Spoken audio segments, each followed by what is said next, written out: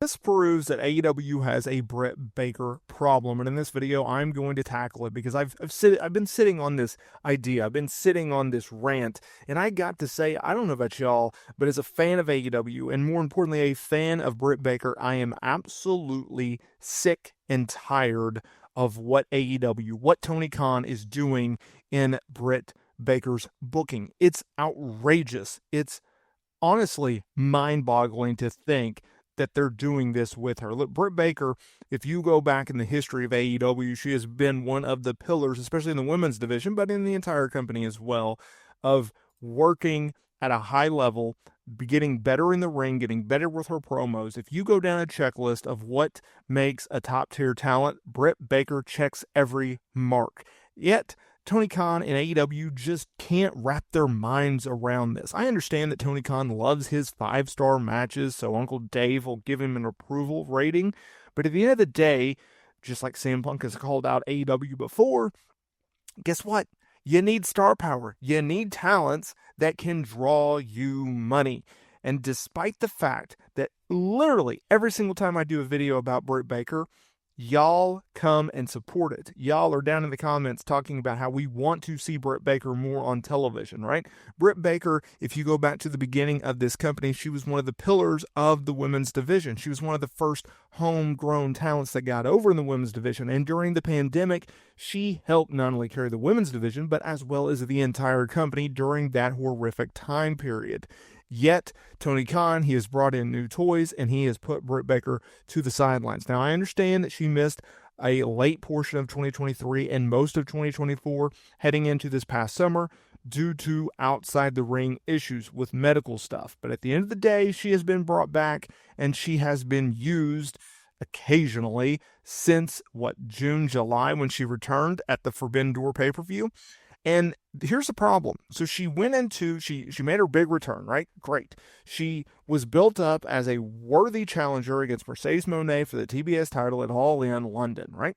In the build up to that, she went over Hikaru Shida and Harley Cameron. Got no problem with that. She loses to Mercedes Moné in 17 minutes in a very disappointing match.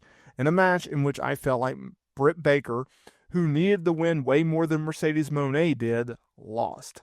Okay, fine. How are we going to rebound it? Well, she goes over Serena Deeb on the 5-year anniversary of Dynamite. That was after she was pulled due to her having strep throat, I believe.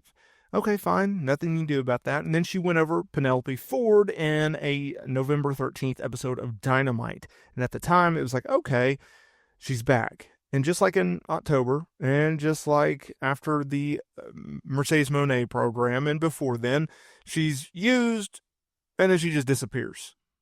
So my question is this. My question to AEW, my question to Tony Khan is, what is the strategy? Right? Because if you think Britt Baker is going to be a big star for you, then why aren't you using her more? If you don't think she's going to be a big star, why are you not using her to get other talents over? And more importantly, if you don't think she's a big star, despite the fact that at every given opportunity she has been able to draw you money and draw in interest, why are you still employing this woman? And I think this points to a bigger problem with AEW, which is like they have talent under contract and they just sit them at home. Your Ricky Starks, your Ray Phoenixes, your Miros, you have all of this talent. You have one of the most stacked talent rosters in the history of the wrestling business. And I understand that not everyone can get used. But then at the flip side, you have name talent or talented people that have star power stock. And they're on the sidelines while you're using Commander and Beast Mortos and all of these talents that are never going to draw you a single dime in this industry. And you wonder and you question, why are AEW attendant figures going down? Why are television ratings going down? Why is interest in this promotion down? You sit there and you wonder why you have these talented individuals that can draw you money, that can draw you interest, and you're not doing anything with them. Britt Baker, I hope, and we don't know exactly when her contract is up. That's actually an interesting question that someone should ask Sean Ross Sapp, but I digress. Whenever her deal is up, if I'm Britt Baker, I am leaving this promotion because WWE will have interest in this woman. They're at least going to take a flyer on her. She may not be called up to the main roster right away, but they're going to definitely take a flyer on her. She will thrive in WWE because when you are a talent in which you are booked in certain situations, both favorably and not favorably, when you are booked in situations and you hit it out of the ballpark every single time, you put on good matches, you got good promos, and you got your character down, and more importantly, you can get a likable reaction as a babyface from the fans, or you can get a heated, disliked reaction as a heel from the fans. At the end of the day, if they're making noise, that's what you want, right? The problem is when you don't make any noise, that's an issue for a talent. And that is an issue for AEW right now because, yes, you have all this talent that they can put on 5-star matches, but at the end of the day, are you drawing anybody? Are you giving anyone to care about? I don't think so. And when it comes to Britt Baker, I think she actually fits the WWE model more than an AEW model. Like, think about it like this. AEW is built on the reputation of having the best wrestlers in the world, putting on the great matches in the world, right? They've taken over your PWGs and your New Japans in terms of like, where's a promotion which I can see the best wrestling on the planet? Okay, it's AEW. I think most of us can agree with that. Is WWE the place that has the greatest wrestlers in the world? They have some, but they have more or less top tier overall stars that have name power and star power and draw money. And so while they may not put on a 5-star classic, they can draw a house. They can get people talking, right?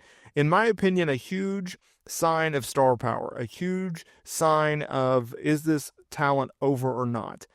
Do you get excited when they are booked in a talking segment? If they just say, we will hear from X, do you get an emotional reaction? Do you want to see it or do you not want to see it? If you want to see it, then that means that person is a star. If you do not want to see it or you do not care to see it, that person is not a star. I think it's a very clear-cut way of handling booking because you can put a Beast Mortos in a match against Will Ospreay and people are going to watch. They're not going to watch because it's a star power driven match. They're going to watch because Will Ospreay's a star, right? And oh, by the way, Beast Mortos is in it and he's a decent talent, right? Like star power moves interest. They move reaction. They move interest and engagement.